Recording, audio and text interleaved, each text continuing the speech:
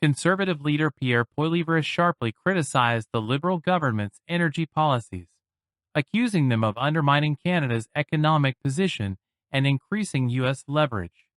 Good morning, Andrea McPherson, Global News. Your reaction to Daniel Smith's refusal to sign that joint agreement on the tariff retaliation plan by the premiers, and the impact you think that will have on Canada's battle against the tariffs? Yes, I mean, like I said, I think the first thing President Trump will do when he takes office is to send a bouquet of flowers to the Liberals of Freeland, Carney, and Trudeau, who have weakened and divided our country and given him the upper hand. The Liberals have forced Canadians to sell 100% of our oil and gas to the Americans at discount prices, which has put us in this position of weakness. It'd be nice if we had pipelines and export terminals that could take our energy to Asia and Europe without going through the United States.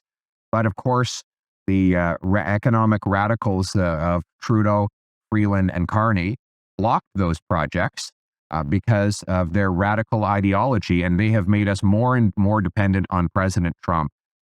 And my approach will be exactly the opposite. I will quickly approve energy projects to send our energy to the rest of the world without relying on Americans, and we will make our country more self-reliant and independent. I will also unite our country.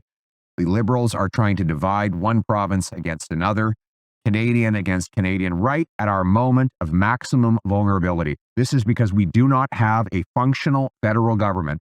So we have effectively 10 different foreign affairs ministers, one from each province, trying to fight separately.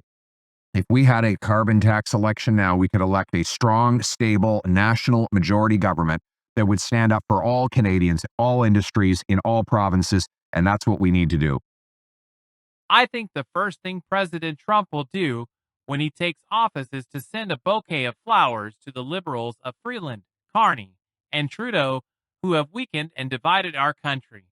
Poilievre has said during a recent statement, referencing former Finance Minister Chrystia Freeland, former Bank of England Governor Mark Carney, and outgoing Prime Minister Justin Trudeau.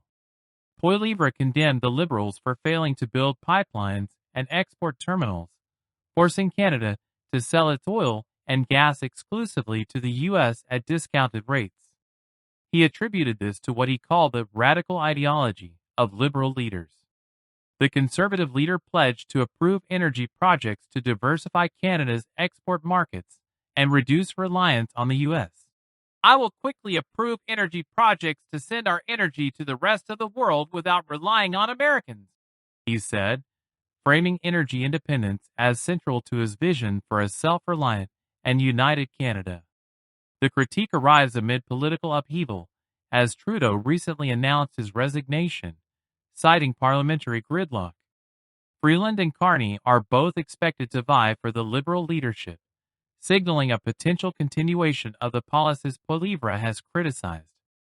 The debate highlights key differences in vision between Canada's political factions, with Poilievre advocating for a shift toward economic sovereignty and less dependency on U.S. trade,